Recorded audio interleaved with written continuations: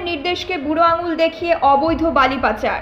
খড়িবাড়ি পুলিশের অভিযানে আটক বালি বোঝার সেই ট্রাক্টর। ঘটনায় গ্রেপ্তার এক যুবক, ধৃতের নাম লক্ষণ পাহান, সে বিহারের বাসিন্দা। পুলিশ সূত্রে জানা গিয়েছে, রবিবার ভোরে খড়িবাড়ির ফুলবারজোত এলাকায় একটি বালি বোঝাই ট্রাক্টর বৈধ নথিপত্র দেখাতে না পারায় বাজেয়াপ্ত করে থানায় নিয়ে আসে পুলিশ। ধৃতকে আজ শিলিগুড়ি মহকুমা আদালতে পাঠানো হয়েছে। গোটা ঘটনার তদন্ত শুরু হয়েছে। খড়িবাড়ি থেকে প্রশান্ত বর্মনের রিপোর্ট, নিউজ মেট্রো।